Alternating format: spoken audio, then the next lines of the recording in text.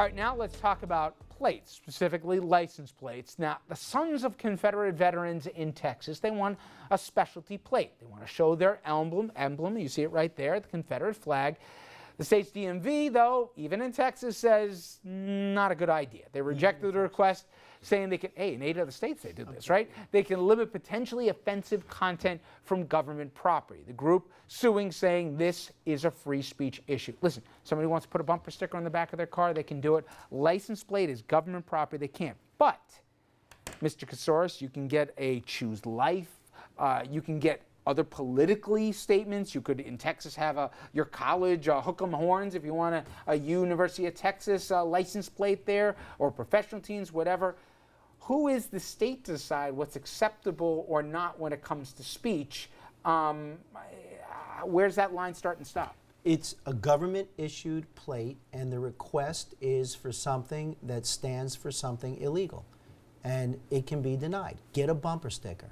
To me, it's such a troubling conversation in this day and age that we even have to think about that people want to stand for that. Get a bumper sticker. It's a government-issued plate, and it stands for something illegal. I'm with you, but here's my question, Doug. If Texas said this is a government issue, you don't get to basically design your own, they basically made their own decisions as to which ones they are willing to sell, and they've gotten into the political arena, including the issue of abortion.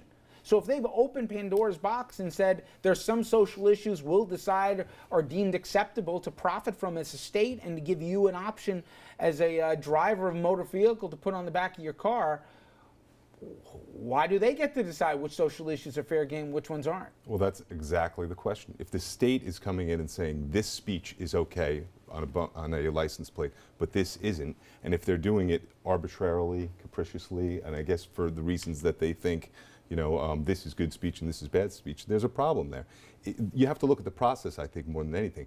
If you can basically walk in and get anything you want on your license plate, but this you can't get on there's going to be a problem. Well, there's a petition, Mark, and if there's a certain number of signatures you can put down, you can get it.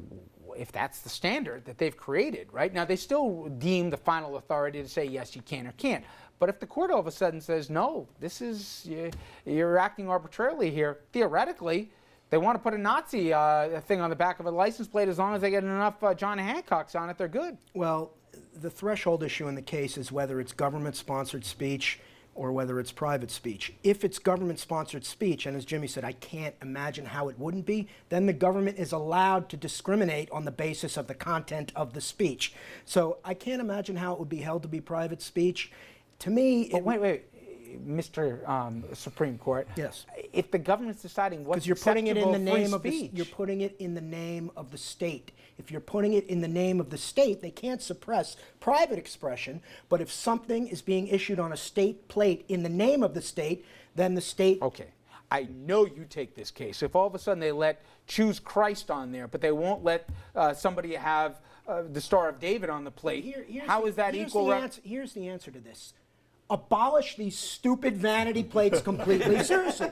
And that's been bandied about in the case. Go back to the good old days when it had a bunch of numbers on it, or print some kind of disclaimer on it that says this is not state speech. And by all means, get rid of the obnoxious stickers that say my daughter is an honor roll student, or do what everybody else does and post your nonsense on Facebook. Just find another revenue stream. I opened up that one, didn't I? Oh, yeah. You asked for that. Well, it's dopey. This is like the other case. This is what the Supreme Court is wading into. Now, the more serious question, we had this in New York City on the subways a year ago about the pro-Israeli stickers and the anti-Muslim stickers. That wasn't deemed to be government-sponsored speech. It was advertising speech that the government made available to private parties. Give him a dead arm because he took your airtime. All right.